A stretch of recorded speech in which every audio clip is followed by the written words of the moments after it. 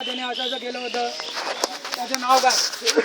त्या मुलीने सांगितलं लगेच 2000 वर्षापूर्वी सम्राट चंद्रगुप्त का अशोक जो कोण असेल. चंद्रगुप्त 1400 वर्षापूर्वी होता, अशोक 2000 वर्षापूर्वी. मग म्हणाले असा एक महाराजा होऊन गेला, त्याने इस्लामी सत्ता उठवून टाकली, त्याचं नाव काय होतं? 400 वर्षापूर्वी होतं. त्या मुलीने नाव सांगितलं शिवाजी महाराज. मग त्या मुलीला विचारलं तुझ्या आजोबांचं नाव काय? ती म्हणाली मला माहीत नाही. त्या मुलीला म्हटलं 2000 वर्षापूर्वीचा राजा तुला माहिती आहे नाव, 400 वर्षापूर्वीचा राजा त्याचं नाव तुला माहिती आहे, आणि 150 वर्षापूर्वी तुझ्या आजोबा होऊन गेले त्यांचं नाव माहीत नाही. हे कसं काय? कधी मुलगी काय म्हणाली, कशाला लक्षात ठेवणार, त्याने काय केलंय दुसऱ्यांकरता. मग ते स्वामीजी काल म्हणाले असं की तुमचे पण नातवाचे नातू आहेत, त्यांनी असं म्हणू नये म्हणून तरी तुम्ही दुसऱ्यांकडचे काहीतरी करा.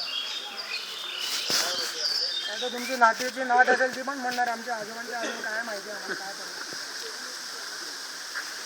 दुसऱ्यांकरता काय केलं. काल गोष्ट सांगितली ऐकली की नाही?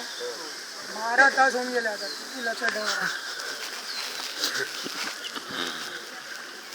म्हणून ही नावं आहेत ना, ती नावं अपघाताने नाही मिळालेली आपल्याला,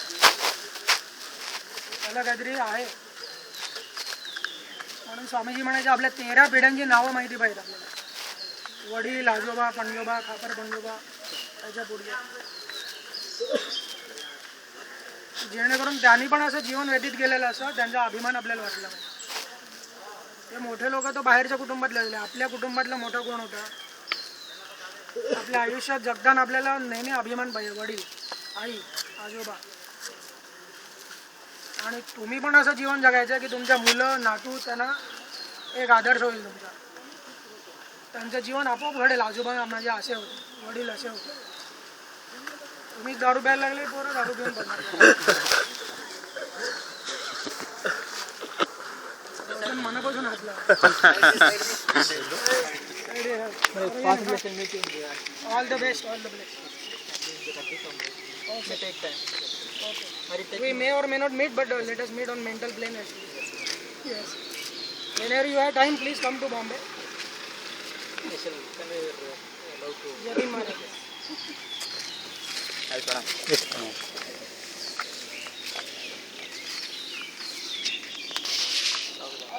लक्षात येते का रे रोशन काही? आपलं नावच रोशन आहे.